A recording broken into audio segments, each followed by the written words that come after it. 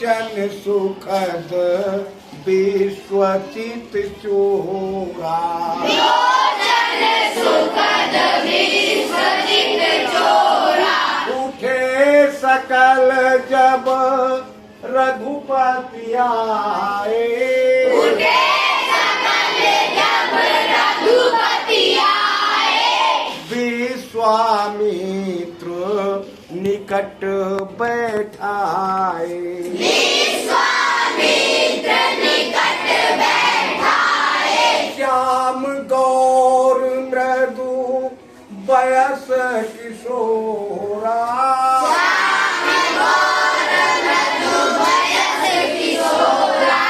लोचन सुखद विश्वचित चोरा, लोचन सुखद विश्वचित चोरा। उठे सकल जब रघुपति आए, उठे सकल जब रघुपति आए। विश्वामित्र निकट बैठाए, विश्वामित्र निकट बैठाए। अब समझ लीजिए, आप लोगों को पता है जैसे ही राजा जनक विश्वामित्र से मिलने आम के बाग में पहुंचे तो मुनि विश्वामित्र ने कुशलता संबंधित प्रश्न पूछे और प्रेम से उन्हें अपने पास बैठा लिया। उसी समय राम और लक्ष्मण आ गए जो फुलवारी देखने को गए हुए थे। और कैसे थे, कैसे हैं राम और लक्ष्मण? श्याम गौर मृदु वयस किशोरा,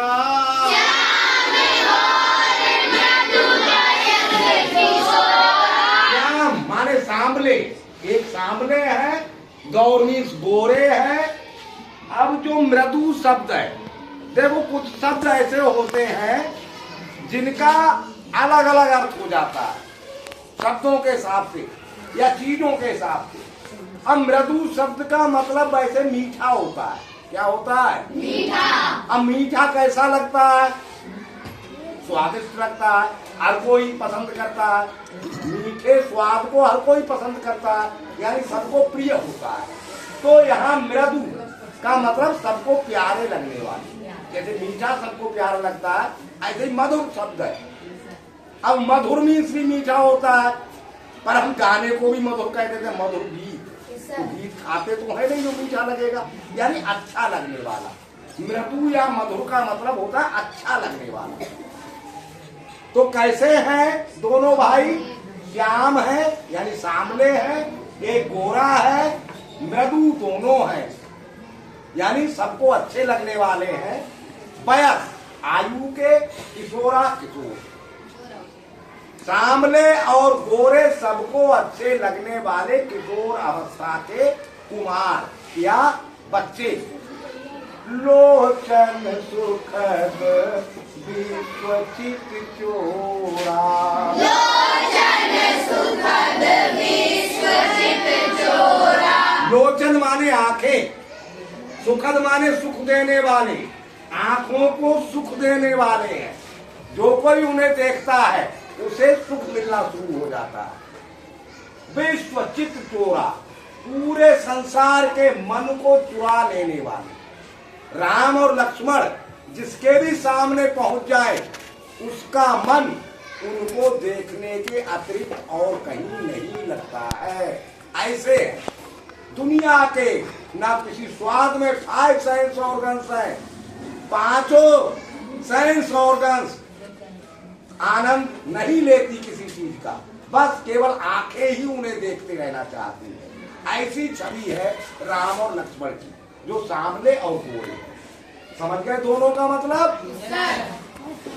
उठे सकल जब रघुपति आए, उठे सकल जब रघुपति आए। उठे सभी खड़े हो गए, सकल सभी लोग खड़े हो गए जब जैसे ही रघुपति राम आए। जैसे ही वहां पर राम आए वैसे ही सभी लोग खड़े हो गए।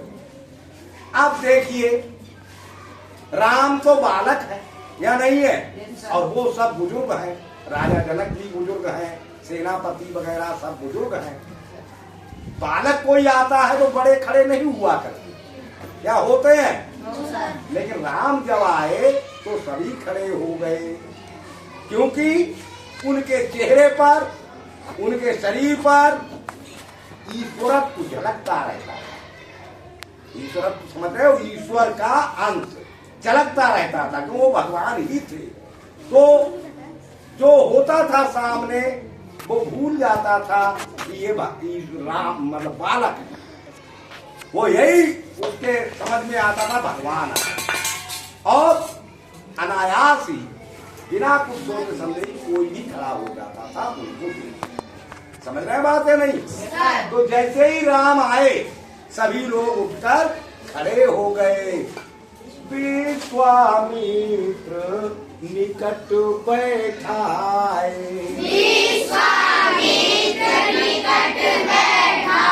और मुनि विश्वामित्र ने उनको अपने पास बैठा लिया। कथा अब इतनी ही रहेगी। अब कुछ बात समझाते हैं हम आपको, हालांकि साइंस से ही रिलेटेड है, लेकिन ओरिजिनल साइंस नहीं है। आज हम आपको कुछ अलग बातें समझाएंगे। अब यहाँ लिखा हुआ है, उठे सकल जब रघुपति आए।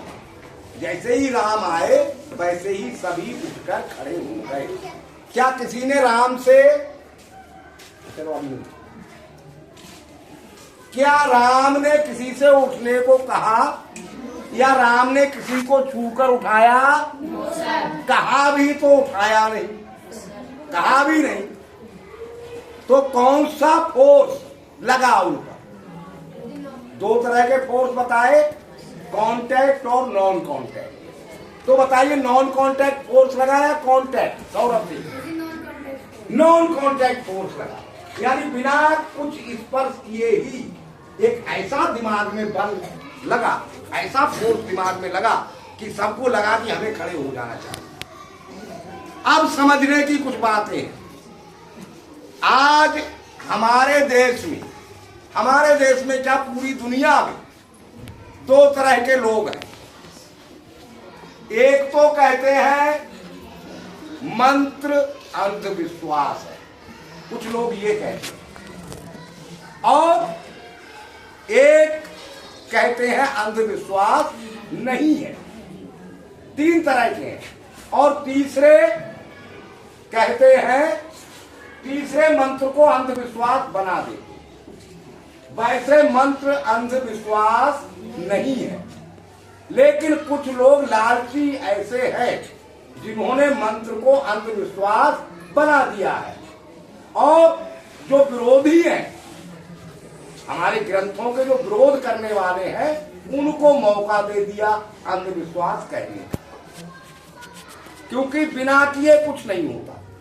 अब हम आपको समझाएंगे मंत्र क्या होता है। कोई भी काम बिना किए नहीं होता। अब हम आपको मंत्र दे दे, लो बेटा घर बैठ के ये मंत्र जपते रहा करो, सभी साइंस, सभी मैथ, हिस्ट्री, जितने सब्जेक्ट हैं आपको अपने आप आने लगेंगे। क्या ऐसा संभव है? करना ही पड़ेगा। मैथ सीखनी पड़ेगी, साइंस सीखनी पड़ेगी, एसएसटी सीखनी पड़ेगी, इंग्लिश सीखनी पड़ेगी, सब कुछ सीखना ही पड़ेगा। कोई भी काम बिना किए नहीं होता। कुछ ना कुछ हमें उसका उपाय करना पड़ता है, कुछ ना कुछ हमें मेहनत करनी पड़ती है, तभी काम होते हैं। लेकिन कुछ ऐसे लोग भी हैं जो मंत्र दे देते, कहते ये मंत्र ले जाओ आपका ये काम हो जाएगा। एक गया कोई, महाराज हमारे शत्रु बहुत हैं, हमें शत्रु परेशान कर रहा है, क्या करें? लो बेटा ये मंत्र ले जाओ, इसका जाप करो या कोई भभूत दे दी, ये खा लो, तुम्हारे शत्रु खत्म हो जाएंगे। ऐसा नहीं होता। अब शत्रु विनाश का मंत्र है, शत्रु दुश्मन के विनाश करने का मंत्र है, लेकिन जाप करने से शत्रु का विनाश नहीं होगा। और हमें पता है, बताओ तो बता दे। शत्रु विनाश का मंत्र हमने एक बार पहले भी बताया, मंत्र का मतलब होता है सलाह, सही सलाह। शत्रु विनाश का मंत्र है अपनी शक्ति को शत्रु से ऊंचा कर दो। अपने आप को जितनी शक्ति तुम्हारे शत्रु के पास है उससे ज्यादा अपनी शक्ति कर लो, लड़ने मत जाओ, अपनी शक्ति बढ़ाओ। जब तुम्हारी शक्ति तुम्हारे शत्रु से ज्यादा हो जाएगी तभी वो अपने आप पीछे हट जाएगा, वो तुमसे टकराने की हिम्मत ही नहीं करेगा। वो समझ जाएगा कि अगर टकराएंगे तो नुकसान उठाएंगे। नहीं समझे?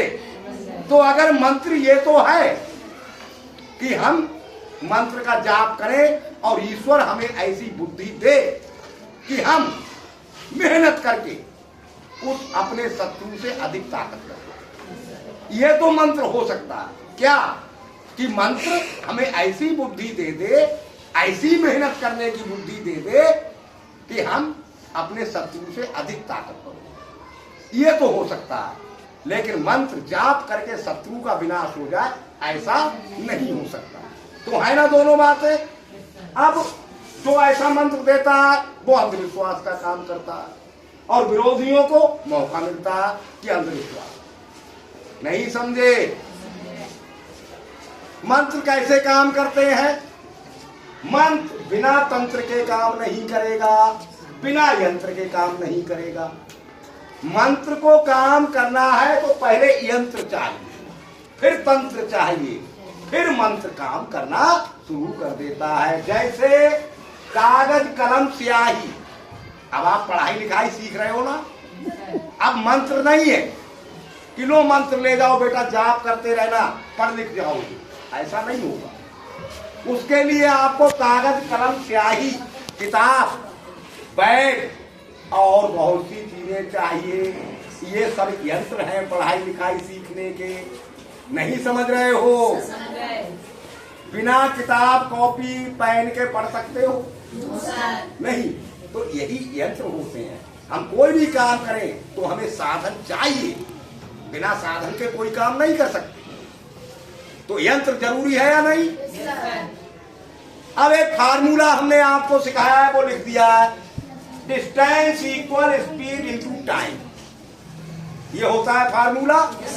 यही तंत्र है, यही सूत्र है। तंत्र का मतलब और यही फार्मूला है। तंत्र का मतलब यही होता है, सूत्र या फार्मूला। काम करने का तरीका आना चाहिए। अब यंत्र तो है आपके पास, आपको किताब खोलनी नहीं आती, आपको कलम पकड़ना नहीं आता, कैसे लिख पढ़ पाओगे? तो किताब को संभालना, उसकी इज्जत करना। किताब रखी है, किताब फट गई 1 महीने में, तो आपको फिर पढ़ाई आप नहीं कर सकते। जो कॉपी किताब अपनी चीजों को संभाल नहीं सकता, उनका यूज सही से नहीं कर सकता, वो कैसे पढ़ाई कर सकता है? या कर सकता है? या जिसके पास जो यंत्र है उसका सही से इस्तेमाल करना नहीं आता, तो वो काम में सफल नहीं हो सकता। तो ये सूत्र होना चाहिए, यंत्र होना चाहिए, फिर उस यंत्र को यूज करने का फार्मूला आना चाहिए। नहीं समझे? और फिर सॉल्यूशन ऑफ प्रॉब्लम, समस्या का समाधान। फार्मूला तो आ गया, यंत्र भी है, फार्मूला भी है, पर फार्मूले का यूज करना नहीं आ रहा। अब ये तो हमें मालूम है, स्पीड इनटू टाइम है, डिस्टेंस इक्वल, लेकिन इसका यूज कैसे करें, कैसे मल्टीप्लाई करें, कब काटें, कहां पर यूज लगेगा, कितना लिखने के बाद लगेगा, ये सब मंत्र है। इन सबको भी आना चाहिए। तो समझ गए ना बात? आप ध्यान रखोगे। अब non contact force, contact force हम आपको समझा चुके हैं। अब नॉन कॉन्टैक्ट फोर्स में शुरुआत करने वाले हैं एक टाइप के फोर्स की, जिसका नाम है ग्रेविटेशनल फोर्स, गुरुत्वाकर्षण बल। वो अब शुरू करने वाले हैं। एक बार और बोल दो, श्याम गौर मृदु वयस किशोरा,